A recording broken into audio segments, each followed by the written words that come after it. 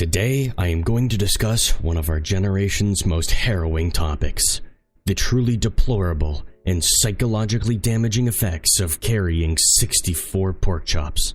What might seem on the surface to be a simple game mechanic, a subtle encouragement for the player to gather resources, is none other than a government ploy to bypass the Geneva Convention and study the impacts of the numerous levels of psychological torture inflicted on our dear Steve.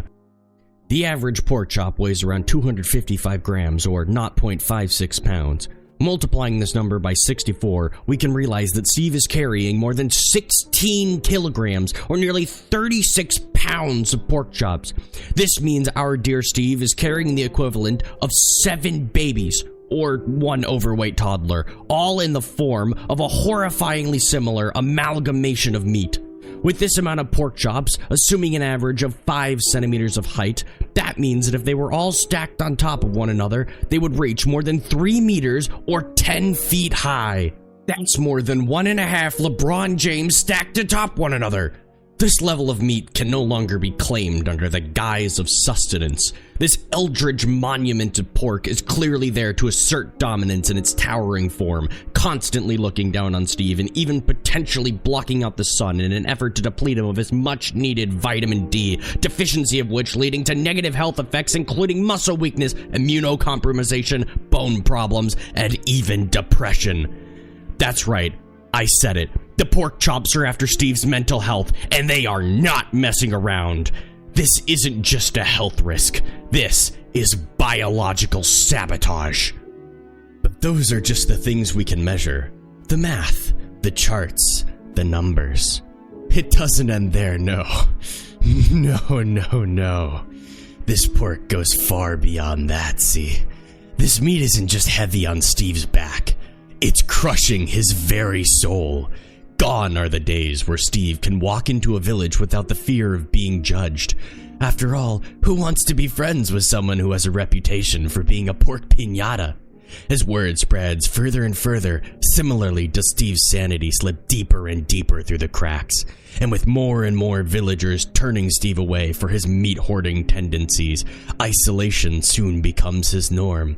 Destined to wander alone, to look back on the days when he was known not as a pork hoarder, but as a miner, a crafter, and a warrior. But not anymore. Isolation is a funny thing.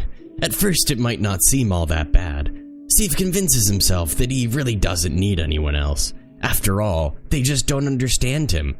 He needs his pork. And so, enough is enough, he tells himself. If the villagers insist on spreading rumors and gossiping behind his back, then he'll move out from the village. He'll create his own home away from society where he can make the rules, where his normal amounts of pork can be kept safe and no one will ever judge him. He starts to put up signs around his new abode attached to the chest where he stores his meat. Not a problem, one reads. Perfectly normal, another says. Days turn to weeks, and weeks turn to months as Steve's mental clarity slowly reaches new heights. He didn't have too much meat, no. He didn't have enough.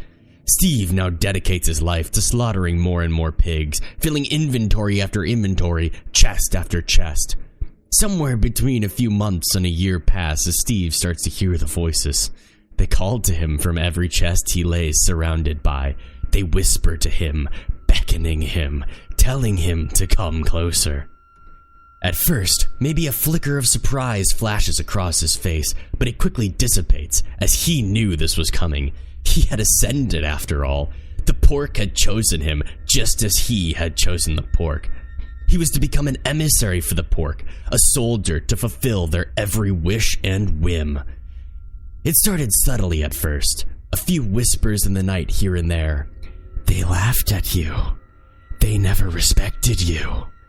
As time went on and the days blended with the nights, the voices grew louder. The more Steve devoted himself to the pork, the more clarity the voices resonated with.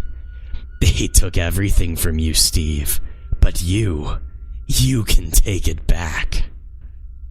Something broke in Steve at that moment, or maybe something was put back together. After all, it felt like all the puzzle pieces had just connected perfectly before him, and thus he started to plan. It started off small as he traveled and marked the coordinates of every village he could find and wrote down the amount of golems that each one held. To him, these were no longer villages. They were slaughterhouses. They deserved it after all. The pork told him so. The attack began at dawn. They never saw it coming. The villagers woke to the sounds of pigs squealing and bells ringing as Steve charged in full enchanted netherite, his sword dripping in vengeance and bacon grease. Historians still debate how many villagers fell that day, but one thing remains certain. This is why your friend blows up villages in Minecraft.